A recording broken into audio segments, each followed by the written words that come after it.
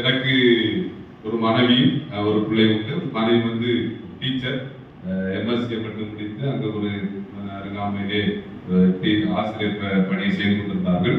அதுபோல என்னுடைய மகன் 8ஆம் வகுப்பு அங்கு கடந்து சென்று கொண்டிருந்தான். இந்த நாட்களே திடீரென எனக்கு ஒரு இடம் மாறுதல் அந்த டிரான்ஸ்ஃபர் கொடுத்தா போவீங்களான்னு கேட்டாங்க. இதுவரைக்கும் என் மனசுல நினைச்சது என்னன்னா டிரான்ஸ்ஃபர் வந்தாலே போகக்கூடாது அப்படின்னு நினைச்சிட்டு இருந்தாங்க. ஆனா நான் வேதத்தை தியானித்துக் கொண்டிருக்கும் போது எனக்கு ஒரு அழைப்பு வந்தது. நானும் சரி என்று சொல்லிவிட்டேன். ஏன்னா நான் இருக்கிற பகுதியில பல பாடுகள் பிரயாசங்கள் பட்டு ஏன்னா பத்திரிகையில கன்னியாகுமரி மாவட்டத்துல எஸ்பி டிஎஸ்பி ஆராதனை நடத்த முடியாதபடிக்கு 2 வருடம் என்னுடைய ஆலயத்துக்கு முன்பதாக 6 மாதமாக போலீஸ் எவரி சண்டே எல்லா ஞாயிற்றுக்கிழமையும் காவல் அதிகாரி போலீஸ் அதிகாரிகள் இருப்பாங்க. யாரும் இந்த திருச்சபைக்கு என்ன செய்யக்கூடாது, போகக்கூடாது. என்னையும் அரசு பண்ணுவதற்காக வந்தார்கள். 2 வருடம் நடந்த அந்த ஆராய்ச்சிக்கான இடம் நாங்கள் மௌனமாயிருந்து பல பாடுகள் எதிர்ப்புகள் கண்ணீர் அனுபவம். நம்ம கூடி ஜெபித்து ஒரு மலைப்பகுதியில் ஒரு விசுவாசிகள் நான் 2 ஆண்டுகள் ஜெபித்துக் கொண்டிருந்தோம். ஆனால் அந்த தடைகளை உடைத்து ஹைகோர்ட்ல ஒரு ஆர்டர் கிடைக்க முடியாது கிருபை செய்தார். அந்த தடைகளை உடைத்து அந்த இடத்துல ஊழியத்தை நல்லபடியாய் செய்து வந்து கிருபை செய்தார். நான் கிளம்பி வரும்போது என்னுடைய விசுவாசிகளுக்கு யாருக்குமே விருப்பம் கிடையாது விடுவதற்கு. அழுகை நான் போகாத பாஸ்டர், நாங்கள் போனா வேற சபைக்கு போயிடும் பாஸ்டர்னா மிரட்டி பார்த்தாங்க. ஆனாலும் எதுவாக இருந்தாலும் கர்த்தருடைய திட்டத்துக்கு நம்ம ஒப்பு கொடுக்க வேண்டும் சொல்லி கடந்து வந்தேன். அருமையான ஊழியரை எனக்கு முன்பே தெரியும், நல்ல ஒரு தேவ மனிதர். ஆகவே இந்த நாளிலும் அருமையான ஐயா அழைத்து இந்த வாய்ப்பை கொடுக்க முடியுமாலே ஐயாவுக்கும் இங்க இருக்கிற திருச்சபைகள யாவருக்கும் நான் வாழ்த்துதலை நன்றியை தெரிவித்துக் கொள்கிறேன். அல்லேலூயா, ஆமென், ஸ்தோத்திரம். இந்த நாளில் கூட தியானத்திற்காக சோதனம் எடுத்துக்கொண்ட வேத பகுதி நம்ம காதியலை வாசிக்கும் போது உண்மையான தேவனின் சாட்சி என்று சொல்லி நாம் பார்க்கிறோம். அதாவது நம்முடைய பிலீவர்ஸ் கிறிஸ்டியன் சர்ச்சினுடைய தான ஒவ்வொரு ஐயாக்கள் ஒரு சிலபஸ் கொடுப்பாங்க. அந்த வேத பகுதி, அந்த வேத பகுதி இந்தியா முழுவதும் அல்ல எல்லா நாடுகளிலும் ஒரே தலைப்புல தான் இருந்துச்சு. ஆகவே நம்முடைய தலைப்பான வாக்கிலும் செயலிலும் சாட்சியாயிருக்கிறது. என்ன செய்யும், வாக்கிலும் செயலிலும் சாட்சி. ஒரு முறை கூட சர்ச்சினுடையதான மெட்ரோபாலிட்டன் நினைவு கூறுகிறேன். அதுபோல தமிழ்நாட்டில் ஆட்சி பேராக இருந்த இப்பொழுது கூட தற்போதைய மெட்ரோபாலிட்டனாக இருக்கிறதான சாமுவேல் தியோபிஸ் ஐயாவுக்காகவும் ஜானக்சன் ஐயாவுக்காக நன்றி தெரிவித்துக் கொள்கிறேன். அல்லேலூயா. ஆகவே இந்த நாள்ல நம்ம வாக்கிலும் செயலிலும் எப்படி இருக்கணும், சாட்சி. கிறிஸ்தவ ஜீவிதம் என்பதே ஒரு சாட்சியின் அனுபவம் தான். ஏன்னா இன்னைக்கு நிறைய பேர் சொல்லுவாங்க வெளிநாட்டவர் வந்து இந்தியாவில் மதம் மாற்றம் வந்தாங்க அப்படின்னு சொல்லுவாங்க. ஆனா ஒவ்வொரு மிஷனரிகளும் அவர்கள் செய்த பணியை பார்க்கிற போது அவர்கள் சொல்ற கிறிஸ்தவ மாத்திரம் இந்தியாவில் வரவில்லை என்று சொன்னால், தமிழகத்தில் வரவில்லை என்று சொன்னால் நாகரிகம் அடைந்திருக்காரு, கல்வி என்ன செஞ்சிருக்காரு, எல்லாரும் கிடைத்திருக்கிறார், மருத்துவம் என்ன செஞ்சிருக்கிறாரு, கிடைத்திருக்கிறார். அப்போஸ்தலர் 1ஆம் அதிகாரம் அதனுடைய 7-8 வசனத்தை வாசிக்கும் போது விரைவாக வாசிக்கலாமா? அப்போஸ்தலர் 1 அதனுடைய 7-8. அதற்கு அவர்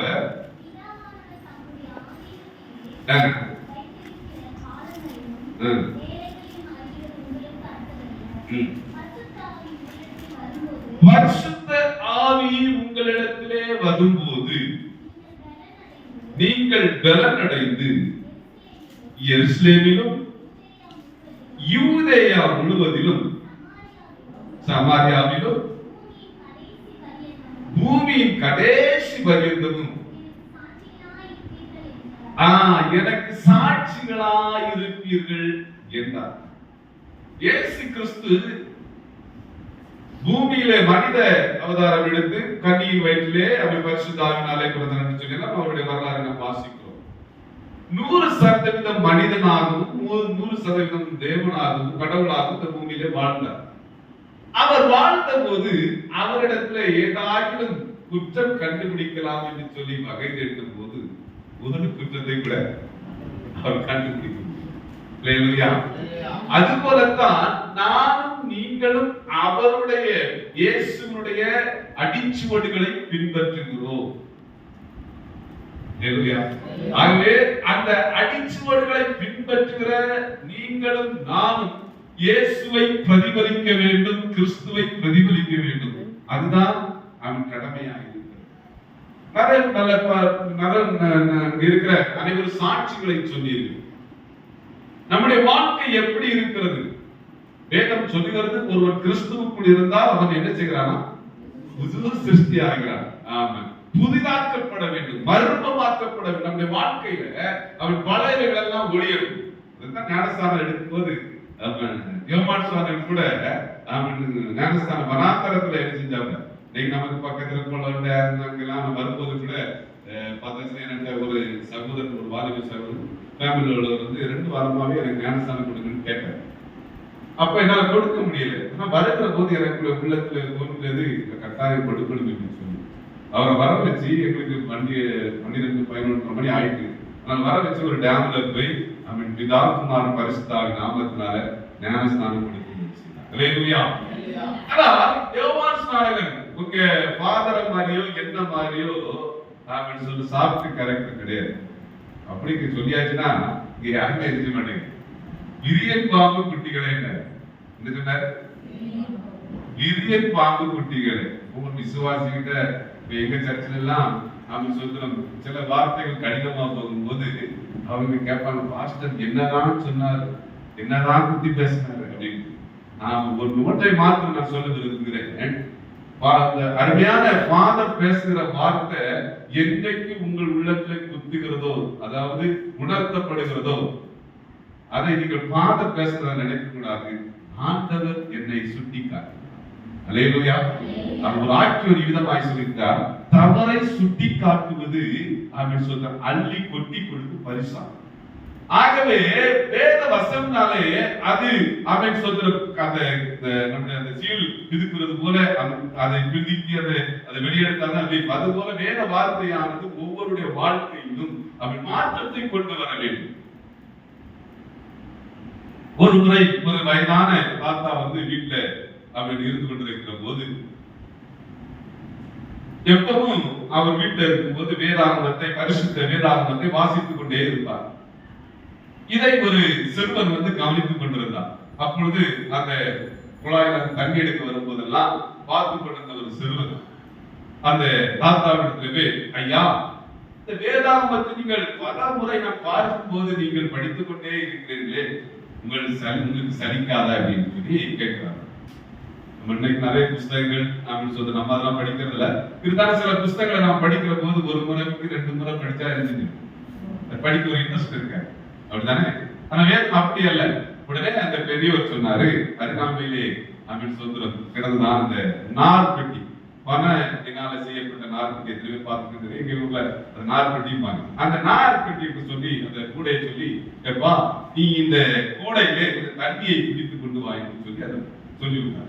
இவனும் இந்த சிறுவனும் அந்த பெரியவருக்கு கீழ்ப்படிந்து வயசுக்கு மரியாதை கொடுத்து அவன் அதை எடுத்துக்கொண்டு வருவான். தண்ணி கிளப்பி 2வது எடுத்துக்கொண்டு வருவான். அது எடுக்கும் போது அதனுடைய அந்த குட்டையானது அந்த கறி பிடித்ததாயிருந்தது, அந்த கறி சுமக்கிறதுனால அவன் எடுத்துக்கொண்டு வந்து பார்த்து அவனால முடியல. கடைசியில அவர்கிட்ட வந்து கொடுத்தாங்க, என்ன தண்ணி எடுக்க முடியல. அப்ப கேட்டாரு, எப்பா இந்த கூடை நீங்க எடுக்கும் முன்னாடி எப்படி இருந்தது, இப்பொழுது எப்படி இருக்கிறதுன்னு சொல்லி. ஆமா, அது நல்ல கருகருன்னு இருந்தது, அழுக்கு படித்து இருந்தது, ஆனா இப்போது தூய்மை ஆகிவிட்டது. அப்போதுதான் அந்த பெரியவர் சொன்னார், தம்பி இந்த வேதம் அப்படித்தான். நான் கருபிடித்தவனை போல என்னுடைய வாழ்க்கை இருந்தது, ஆனால் இன்றைக்கு என்னுடைய வாழ்க்கை தூய்மையாகிவிட்டது. ஆகவே இந்த வேதத்தை வாசிக்க வாசிக்க நம்முடைய வாழ்க்கை வெளிச்சு மாறும். இந்த வேதத்துலதான் நமக்கு வெளிச்சம், இதுதான் நமக்கு நித்தியத்திற்கு நம்முடைய நோக்கமே. பவுல் அப்போஸ்தலன் சொன்ன, நல்ல போராட்டத்தை போராடினேன், ஓட்டத்தை முடித்த விசுவாசத்தை எடுத்தேன், காத்து கொண்டேன். நான் ஓடுகிற ஓட்டம் இந்த பூமிக்குரிய ஓட்டம் அல்ல, அழிந்து போகிற ராஜ்யத்துக்காய் அல்ல, இன்னைக்கு அநேகர் வந்து அவர் அடுத்த லெவல் என்னன்னு தெரியாது, மரித்த பிற்பாடு வாழ்க்கை உண்டா என்பதே தெரியாது. ஆனால் உங்களுக்கு எனக்கு ஆண்டவர் ஒரு இடத்தை எடுத்திருக்கிறார், ஆயத்தப்படுத்தி வைத்திருக்கிறார். ஆகவே நம்முடைய வாழ்க்கையில சாட்சி முக்கியம். பிள்ளைகள் பெற்றோர்களுக்கு என்ன செய்யணும்? சாட்சியா இருக்கும். இன்னைக்கு பல பிள்ளைகள் கன்னியாகுமரி மாவட்டத்துல பார்த்தாச்சுன்னா சின்ன வயசுல நாம் பார்த்தாச்சுன்னா கஞ்சாக்கு அடிமையா இருக்கிறார்கள், போதை வஸ்துக்கு அடிமையா இருக்கிறார்கள், பெற்றோர்களை ஏமாத்துகிறார்கள், சாட்சி இல்லாத வாழ்க்கை. இன்னைக்கு சில குடும்பங்கள்ல மாமியார் மருமகளுக்கு சண்டை, பிரிவினைகள். வேதம் சொல்லுகிறது தேவன் அன்பா இருக்கிறார், அன்பில்லாதவன் தேவனை அறிகிறார். சத்துருவை சிநேகிகள் சொல்ற கண்ட சகோதரனிடத்தில் அன்பு கூறாதவன் காணாத தேவனிடத்தில் எப்படி அன்பு கூறுவார்? ஆகவே நம்ம சாட்சி இருக்குதா? மாமியார் மருமகளை பார்த்து கொண்டு சொல்லணும், எனக்கு கிடைத்த பொக்கிஷம் என்று சொல்லி. நான் நேரத்துக்கு ஒரு வீடியோ கிளிப்ல பார்க்கும்போது சொல்லப்பட்டிருக்கிறது, மருமகள் என்று சொல்லும்போது அவர் மருமகள் இல்லையா, அவை அதுக்கு எல்லாவற்றுக்கும் மேலா என்று சொல்லி மாமனார் தன்னுடைய மருமகளை குறித்து சாட்சி கொடுக்கிறார். மாமனார் நம்முடைய இல்லத்தில் எப்படி இருக்கிறது? தேவனுடைய பிள்ளைகளை நாம் ஒருவருக்கு ஒரு விட்டு கொடுக்கிறது சாட்சி உள்ள வாழ்க்கை. அதுதான் ஏதோ பேர் கிறிஸ்தவர்களாய் நாம் அல்ல. அல்லேலூயா. ஆமா, அன்னைக்கு நிறைய பேர் பார்த்தாச்சுன்னா பேருக்காக ஆலயத்துக்கு வந்துட்டு போற அதுவும் நம்முடைய வாழ்க்கையில இருக்கக்கூடாது. கிறிஸ்துவை பிரதிபலிக்கணும். உங்க மாமனார் மாமியார் சொல்லணும், எனக்கு கிடைத்த மருமக பொக்கிஷம் அப்படின்னு சொல்லணும். அதை விட்டுட்டு வேற எதுவும் சொன்னா, அதாவது மாமியாரை பார்த்து மருமகளும் சொல்லணும், அவன் எங்க அம்மா மாறி அப்படின்னு சொல்லணும். என்னுடைய மனைவி வந்து எனக்கு அவங்க மாமியார் என்னுடைய அம்மா வந்து அம்மாட்டா கூப்பிடுறாங்க. அம்மாள் மாத்திர பேச்சுல கூட்டிட்டு உண்மையாக ரியலாகவே நாம் நினைச்சோம். சாட்சி இருக்கணும், சபையில சாட்சி இருக்கணும், நான் வாழ்கிற இடத்துல சாட்சி இருக்கணும், வேலை செய்கிற இடத்துல சாட்சி இருக்கணும். அதைத்தான் உங்களிடத்திலும் என்னிடத்திலும் தேவன் எதிர்பார்க்கிறார் பிரியமானவர்களே. ஆகவே நாம் சாட்சி உள்ள வாழ்க்கை வாழுகிறோமா என்று சொல்லி நம்மை நாமே சீர்திருத்தி பார்க்க வேண்டும். நிறைய பேர் சாட்சியாய் வாழ்ந்து தன் ஜீவனை கொடுத்தார்கள். நீங்க வீடுகளில் போய் வாசிங்க, அப்போஸ்தலர் நடவடிக்கைகள் புத்தகம் 7ஆம் அதிகாரம் 59, 60 பார்க்கும்போது ஸ்தேவான் கிறிஸ்துவுக்காக சாட்சியாய் கல்லெறிந்து கொல்லப்பட்டார் என்று சொல்லப்பட்டிருக்கிறது. அப்படின்னு சொல்ற சாட்சியின் அனுபவம் தான் என்ன? அப்போஸ்தலர் நடவடிக்கைகள் புத்தகம் கலாத்தியர் எழுதிய நிருபத்துல 5 அதனுடைய 22 23 வரை பார்க்கும்போது தேவன் தனது தோட்டத்தில் கனியை கொடுக்கிறது. சாட்சி என்பது கனி கொடுக்கிறது வாழ்க்கை. நாம் கனி கொடுக்கிறோமா? ஒரு பழம் இருக்கு, கனி மரத்துல நிறைந்த கல்லறியணும் சொல்வாங்க. ஆகவே நாம் கனி கொடுக்கிறவர்கள் சொன்னால் பாடுகள் உண்டு, உபத்திரம் உண்டு, நெருக்கங்கள் எல்லாம் என்ன செய்யும்? அன்னைக்கு நிறைய பேர் நினைக்கிறது என்னன்னா, நான் இயேசுவை ஏற்றுக்கொண்டதுனால எனக்கு கஷ்டம் வராது, கண்ணீர் வராது, துக்கம் வராது என்று சொல்லி நினைப்பாங்க. நான் என்னுடைய லைஃப்ல எடுத்துக்கிட்டாச்சுன்னா கன்னியாகுமரி பார்த்தாச்சுன்னா கொஞ்சம் குளிரான இடம். அங்க வந்து பார்க்கிற வரும்போதே ரொம்ப ஹீட், ஒத்துக்கிடல, ரொம்ப கஷ்டமா தான் இருக்கு. என் மனைவி அதோடு கூட ரொம்ப எக்ஸ்ட்ரீமா அணை பக்கத்துல பேச்சிப்பாறை டேம் பக்கத்துல உள்ளவங்க, அவங்க குடும்பம் கேரளா பகுதி சார்ந்து. அதனால நல்ல லக்ஸூரியா நல்ல இதா இருந்தது அப்படின்னு சொல்லி எந்த பிரச்சனையும் நல்லது. ஆனாலும் ஆண்டவருடைய ஊழியத்திற்காக வருகிற போது அவன் நம்ம சாட்சியாய் வாழ்ந்து காட்டுது. அல்லேலூயா. ஆகவே சாட்சி என்பது ஆவியின் கனி. அன்பு, சமாதானம், சந்தோஷம், தயவு, நீடிய பொறுமை, விசுவாசம், சாந்த, இச்சடக்கை இவையெல்லாம் இருக்கணும். அல்லேலூயா. அவனுக்கு நிறைய சில வேளைகளில் நெருக்கங்கள் வரும்போது, பாடுகள் வரும்போது என்ன வாழ்க்கை? எங்க ஏரியால சிலர் கேட்பாங்க, கடவுளுக்கு கண் இல்லையா? கடவுளுக்கு காதல சிலவங்க அப்படின்னு சொல்லுவோம். கேட்கிறவர்கள் உண்டு. தேவனுடைய பிள்ளைகள் நான் கற்படுக்கிற ஜீவிதம் நம்முடைய வாழ்க்கையில் காணப்பட வேண்டும். ஆமென் சொல்லுவோம். அதைத்தான் ஆண்டவர் விரும்புகிறார். நாம் கிறிஸ்துவை பிரதிபலிக்க வேண்டும். ஏன்னா கிறிஸ்துவானவர் அவர் நமக்காக இந்த பூமியில வந்து கடைசி பரியந்தமும் ஆமென் சொல்லுவோம் அவர் தன்னை தாழ்த்தினார் என்று சொல்லப்பட்டது. இயேசுவானவர் இருந்துட்டார், சீசருடைய கால்களை இருந்துட்டார். இன்னைக்கு நம்ம சில பார்த்தாச்சு, சில காரியத்துல பிரஸ்டேஜ் பார்ப்போம், ஈகோ பார்ப்போம். தான் கூட இருந்ததான அவர் சொல்ற சீசர்களுடைய காலம். இன்னைக்கு சில இடங்கள்லாம் பார்த்தாச்சு, உலகமான பார்த்தாச்சுன்னா குருனா அந்த ஸ்டாண்டர்ட் தான் இருப்பாங்க, சீசர்கள் தான் இருந்துச்சு மண்டிவிடும். ஆனா இயேசுவானவர் அப்படியா தன்னை தாழ்த்தி, ஏன்னா நானும் நீங்களும் அதை கடைபிடிக்க வேண்டும், அதை கை கொள்ள வேண்டும் என்று சொல்லி விரும்புகிறார். ஆகவே தான் அவர் என்ன செஞ்சாரு, சீசருடைய கால்களை கழுவினார். அது மாத்திரமா, தன்னை காட்டி கொடுக்க போகிற உடனே இருந்ததான சீசர் யூதாஸ் காரியர் கெட்டி அழைத்து, யூத சிநேகிதனே, நாம சொல்லுவோமா, பக்கத்து வீட்டுக்காரங்க லைட்டா சண்டையா இருந்த கூட சிலர்லாம் ஜோம் பண்ணுவாங்க, ஆண்டவரே இவன் நாசமா போகணும், அதெல்லாம் ஏற்கப்படாது. இல்லையா? நம்முடைய வாழ்க்கையில நம்முடைய ஜபம் எப்படிப்பட்டதா இருக்க வேண்டும் என்று சொன்னா, ஆண்டவரே அவரை ரட்சிங்க, ஆண்டவரே அவரை மன்னிங்க, ஆண்டவரை மனதிரும்ப செய்யுங்க. அதுதான் ஏசு என்ன செஞ்சாரு, அவருக்கு எல்லாமே தெரியும். ஆனால் சிநேகிதனே, புத்தத்தினாலா இதை காட்டி கொடுக்கிறாய், தன்னை வடிமைப்படுத்தின வதைத்த அவன் 40 39 அடிகள் தன்னுடைய சரீரத்தை கிழித்தெறிந்த சிலுவையிலே தொங்கிக் கொண்டு தாகம் என்று சொல்லி கேட்டபோது அசந்த காடியை கொடுத்த அவர்களை பார்த்து இயேசு என்ன சொன்னார், பிதாவே இவர்களை மன்னியும். அவனுடைய கிராமத்துல ஒரு விசுவாசத்தை பார்க்கும்போது செத்தான அவன் என்ன செய்யக்கூடாது, வைராக்கியம் எதுல இருக்கணும், அதெல்லாம் இருக்கும். அல்லேலூயா. நாம விட்டு கொடுக்க வேண்டும், அன்பு செலுத்துவதா இருக்க வேண்டும், சாட்சி. ஆமா, இவங்களா இயேசுவை பின்பற்றுகிறவங்க, இவங்க வேதக்காரங்க, பெந்தகோஸ்காரங்க, நாம இல்ல மெதிவசிஸ் சர்ச்சுக்காரங்க, ஆர்த்தோடாக்ஸ் சர்ச்சுக்காரங்க, இவங்க என்ன செய்யணும், சாட்சி உள்ளவங்க அப்படின்னு சொல்லுவாங்க. இல்ல இவங்க ஆடதான் வெள்ளையா இருக்கு உள்ளவங்கதான், அப்படி இருக்கக்கூடாது. அல்லேலூயா. வேதம் படிக்க நம்முடைய வாழ்க்கையிலே மாற்றத்தை கொண்டு வர வேண்டும். அல்லேலூயா. அதுதான் கிறிஸ்தவ வாழ்க்கை, அதுதான், அதைத்தான் ஆண்டவர் எதிர்பார்க்கிறார்.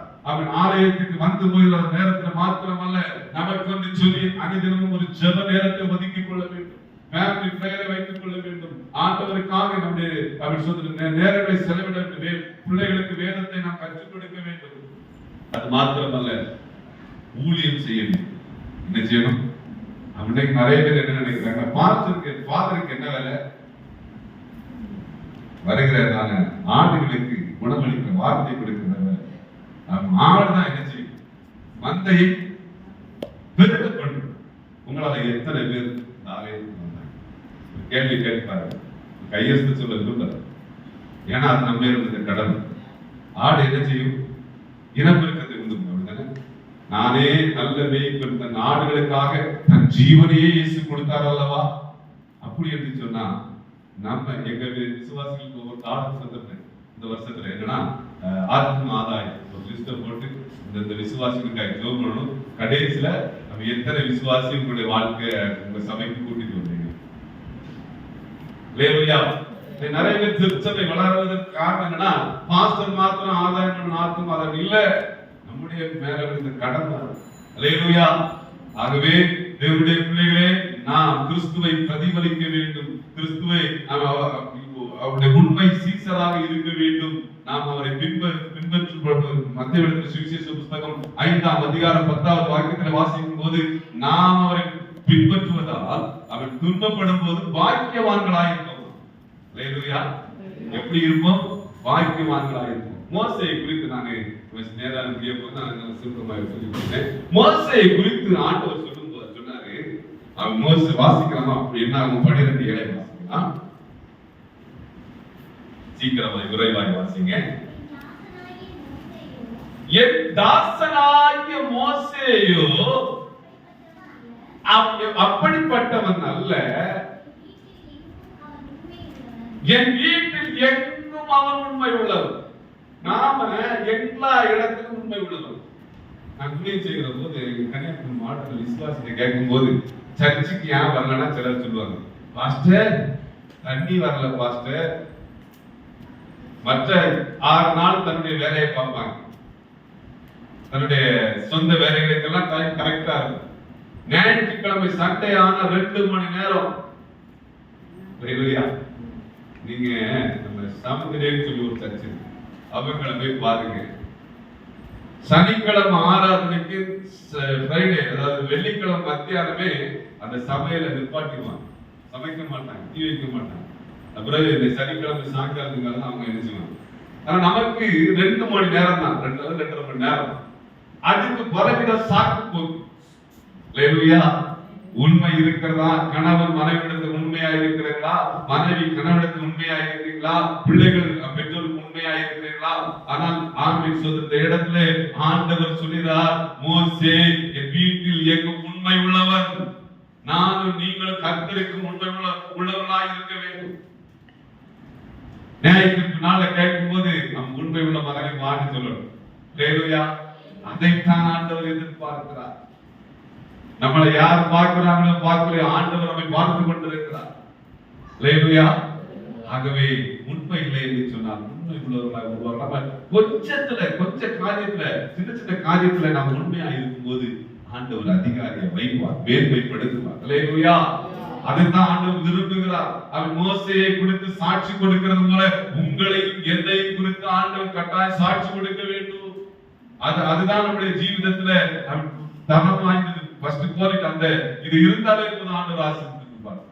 ஆராதனையில உண்மை இருக்கிறதா? ஓய்வு நாளை பரிசுத்தமாய் ஆசரிப்பாயாக என்று சொல்லப்பட்டிருக்கிறது. பரிசுத்தமாய் ஆசரிக்கிறோமா? அது ரொம்ப முக்கிய. தேவனுடைய பிள்ளைகளை தாயை தகப்பன கனம் பண்ணுவாயா என்று சொல்லப்பட்டிருக்கிறது. நாம் உண்மையாகவே கனம் பண்ணுகிறோமா? எதை விதைக்கிறோமோ அதை கட்டாயமா இருக்கும். யாரா இருந்தாலும் சரிதான், நான் உங்க முன்னாடி இருந்து பேசுற நானா இருந்தாலும் சரிதான், விதைக்கிறது கட்டாயம் அறுவடை செய்யும். அல்லேலூயா. ஆகையினால தேவனுடைய பிள்ளைகளை நல்லதை விதைச்சா, தினைய விதைச்சா, நெல்ல விதைச்சா நெல்ல அறுவடை செய்யும். ஆகவே நம்ம நல்லதை விதைக்கணும், நல்ல காரியங்களை செய்யணும். கிறிஸ்துவுக்காக அவர்கள் உண்மை உள்ளவர்களாக இருக்க வேண்டும். ஆராதனையில ஜெபிக்கிறதுல நம்ம ஞாயிற்றுக்கிழமை வந்து வருகிறது மாத்திரம் அல்ல, நம்ம இந்த பணி செய்கிற இடத்துல அருமையான சகோதரிகள் சொன்னாங்க, நான் பணி செய்கிற இடத்துல நம்ம வேலை பார்க்கிற இடத்துல கூட நம்ம கிறிஸ்தவங்க சொல்றதுக்கு முன்னாடி அவங்க கேட்கணும், நீங்க யாரும் கிறிஸ்டியன், நீங்க கிறிஸ்தவர்களா அப்படின்னு சொல்லி கேட்கிற அளவுக்கு நம்மை மாற்றிக்கொள்ள வேண்டும். அவன் சொல்ற 2 ராஜாக்கள் புத்தகம் 4:9 சொல்லப்பட்டிருக்கிறது. அவன் தன் புருஷனை நோக்கி, இதோ நம்மிடத்தில் எப்போது வந்து போகிற இவர் பரிசுத்தவான் என்று காண்கிறார். அல்லேலூயா. உலகத்துல தமிழகத்துல அல்லது பல விதமான நாம் சொல்றோம் ஊர் போட்டு வைத்திருக்கிறாங்க மக்கள். நமக்கு ஒரு ஏன்னா ஜாதியின் பேரால பிரித்து வைத்திருக்கிறாங்க. நான் நீங்களும் வேதாந்த நமக்கு கொடுக்கிற பேர்னா பரிசுத்த ஜாதி. அவன் இன்னும் பேர் சொல்லணும் பரிசுத்தமா. அல்லேலூயா. அந்த பெண்மணியை சொல்றாங்க, நம்மிடத்தில் வந்து போகிறவர்கள் பரிசுத்தவான் என்று காண்க, நம்மை குறித்தும் அப்படிப்பட்ட சாட்சி கொடுக்க வேண்டும். நாம் அதற்கு தகுதி உள்ளவர்களாக இருக்கிறோமா?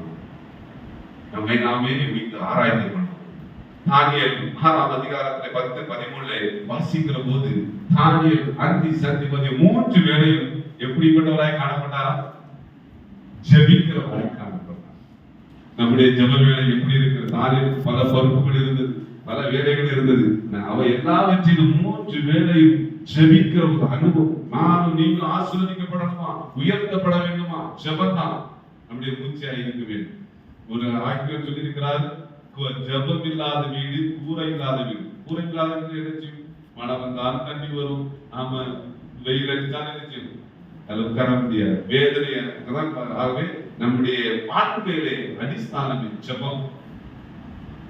ஜெபம் என்பது அந்த ஒரு குண்டு போட்டா கண்டம் விட்டு கண்டம் பாய்வது போல நம்முடைய ஜெபமும் நம்ம இங்க இருந்து ஜெபித்தாலும் அமெரிக்காவில் உள்ள மனுஷன் ஜெபித்தால் கேட்கப்படும். அல்லேலூயா.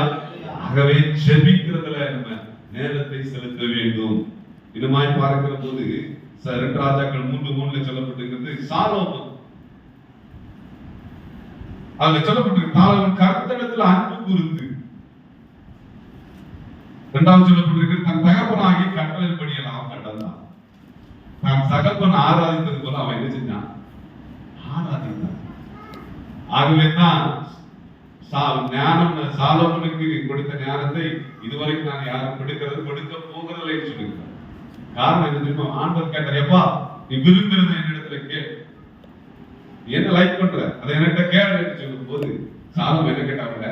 என்கிட்ட கேட்டா கூட ஒரு வேலை சொல்லிருக்கலாம், பெரிய ஒரு ஆடிக்கார் வேணும், பெரிய ஒரு சர்ச்சு வேணும், அல்ல லேண்ட் வேணும், ஏதோ ஒன்று சம்திங். நீங்க நம்பி கேட்க மாட்டேன்னு நினைக்கிறேன். பார்க்கறத பார்த்தா உங்க இடத்துல ஆண்டவர் கேட்டா கேட்டுருவீங்க, ஏதாவது கேட்பேங்க, தேவையான இருக்கிறத கேட்பேங்க. ஆமா, அதுமாதிரி சகோதரி சாட்சி சொன்ன மாதிரி எனக்கு இஎம்ஐ ஃபினிஷிங் பண்ண ஆண்டவர், இல்லைன்னா இது வேணாம் ஆண்டவர், ஒரு நல்ல வீடு இல்லை வீடு வேணும் அப்படின்னு கேட்பேன். சாபம் எடுத்துமா கேட்டாங்க. ஆண்டவர் சிறு பிள்ளையா இருக்கு